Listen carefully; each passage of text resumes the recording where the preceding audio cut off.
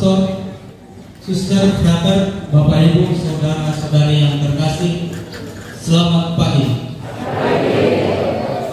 Perkenalkan, nama lengkap saya Pastor Gideon Suhendra, biasa dipanggil Pastor Dion.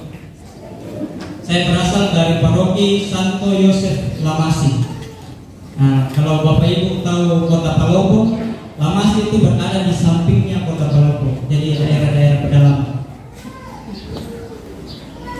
Pada kesempatan ini, izinkan saya untuk juga membagikan atau men-sharingkan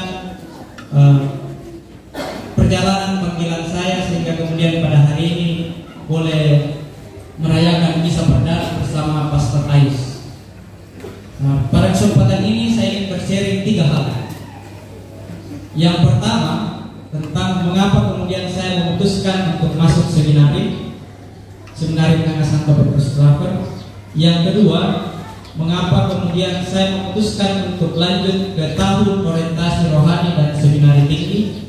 Dan yang ketiga, mengapa kemudian saya memutuskan untuk mau melamar dan menjadi imam Keuskupan Kabupaten Makassar, menerima kamisan. Mengenai yang pertama, mengapa saya memutuskan untuk masuk seminari Menengah Santo Petrus Klaver Makassar. Jadi ceritanya seperti ini. Ketika saya kelas 3 SMP, saya SMP di SMP Frater Palopo. Lalu beberapa teman angkatan saya itu kemudian diskusi, setelah tamat SMP kita akan lanjut ke mana. Lalu ada seorang teman saya sekarang juga menjadi pastor, lalu dituliskan namanya Pastor Petrus Canisius. Dia bercerita seperti ini.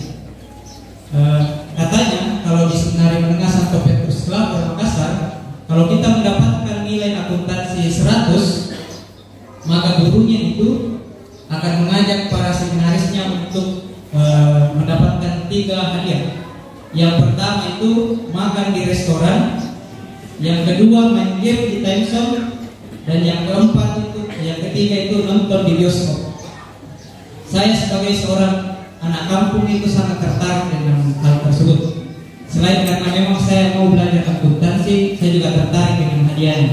Jadi kemudian kami berempat dari SMP Frater Palopo ikut tes, yang lulus 3, dan kemudian kami melanjutkan ke seminari. Itu ceritanya. Jadi saya masuk ke seminari itu bukan bercita-cita untuk menjadi pastor, tetapi karena ingin belajar akuntansi dan mendapatkan reward, dan syukur beberapa kali dapat. Itu yang pertama. Lalu yang kedua, mengenai mengapa kemudian saya memutuskan untuk lanjut ke TOR, tahun orientasi rohani dan seminari tinggi. Ceritanya seperti ini. Jadi dulu ketika kami sudah kelas 3, saya kemudian sudah mulai memikirkan setelah tamat seminari menengah itu saya akan kuliah di luar, bukan tidak melanjutkan. Jadi saya sudah mulai nakal-nakal sedikit, membawa HP ke seminari. Dan sehari sebelum ujian nasional itu saya kedapatan, saya didapat oleh pastor menggunakan HP. Nah, konsekuensinya adalah kalau seorang seminaris didapatkan menggunakan HP di seminari, maka dia akan otomatis keluar dari seminari.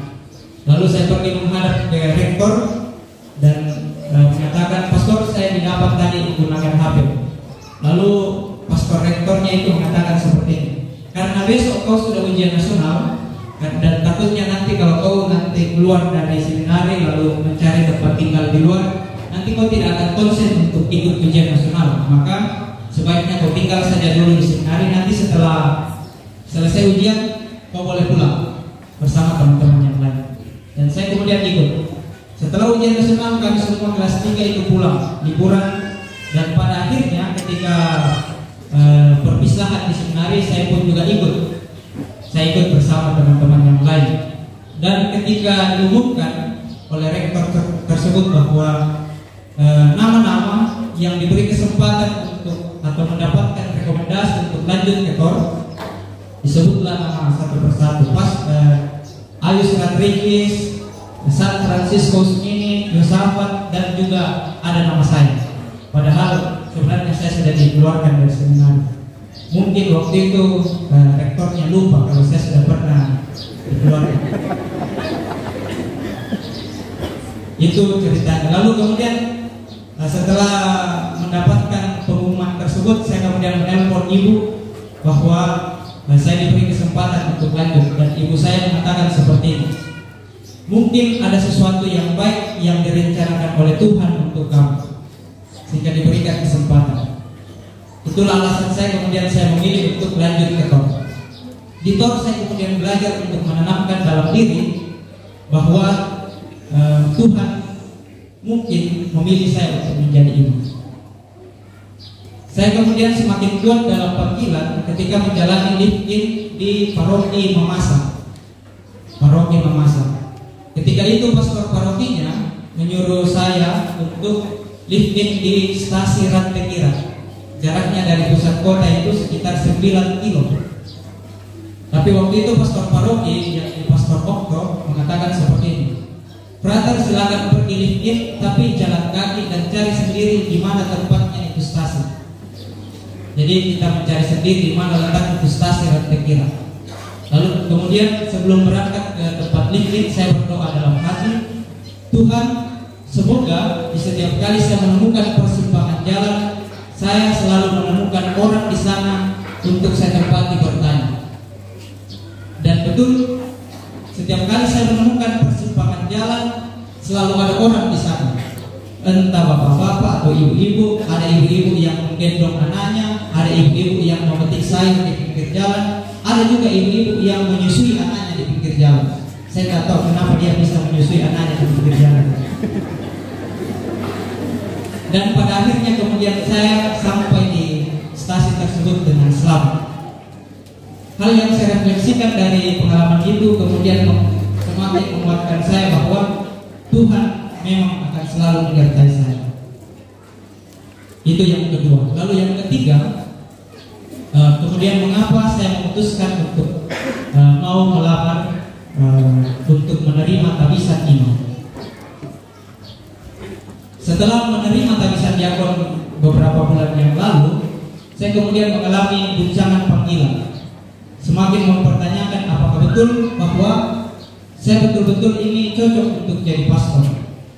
Karena saya memperhatikan dan merefleksikan diri saya bahwa sepertinya saya tidak cocok.